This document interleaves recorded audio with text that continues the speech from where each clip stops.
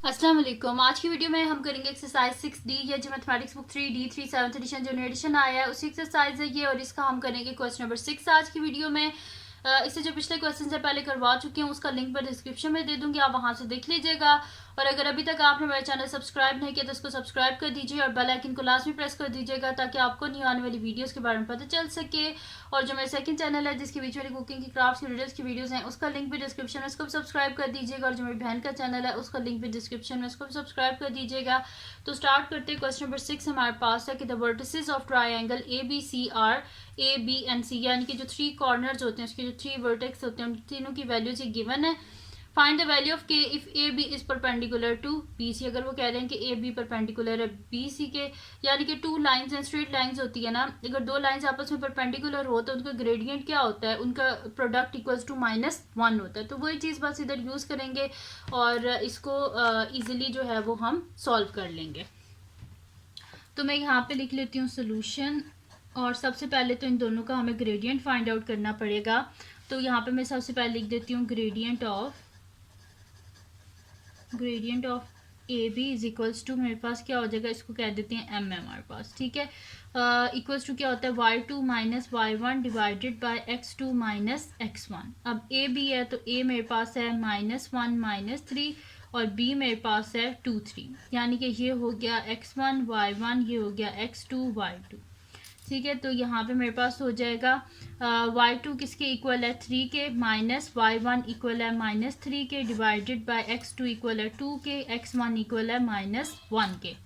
तो 3 minus minus plus 3 divided by 2 minus minus plus 1, this implies ये मेरे पास क्या आ गया, यहाँ पे 3 + 3 6 डिवाइडेड बाय 2 + 1 3, तो 3 2 ज़ा 6, दिस इम्प्लाइज ये मेरे पास 2 आ गया, यानी कि M इज इक्वल्स टू 2 आ गया। अब gradient of BC find out करना, तो मैं यहाँ पे लिख देती हूँ gradient of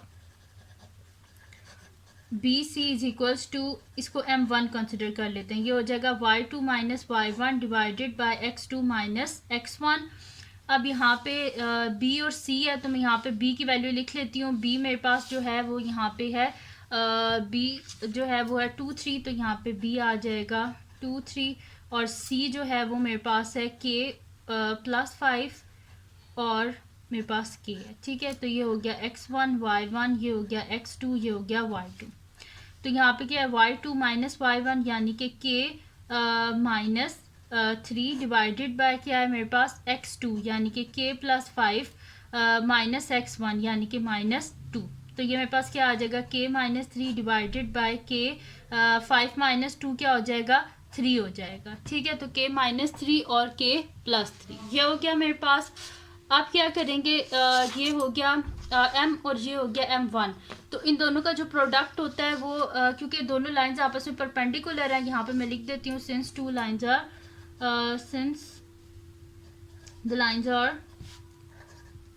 lines are perpendicular,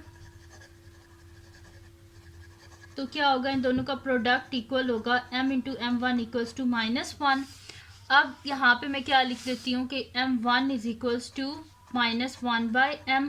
M1 किसके इक्वल है, इधर लिख देते हैं K -3 K +3, तो मैं यहाँ पे लिख देती हूँ K -3 K +3 is equals to -1/, मेरे पास क्या आया था AB 2 आ गया था, ठीक है। क्रॉस मल्टीप्लाई कर लेंगे, 2 × K -3 is equals to -1 × K +3, तो ये हो जाएगा 2K -2 3 ज़ा 6 इज इक्वल्स टू -K -3। तो अब क्या कर लेते हैं, K को अलहदा कर लेते हैं, तो 2K ये इधर आके +K इज इक्वल्स टू -3, इधर आके ये +6 हो जाएगा।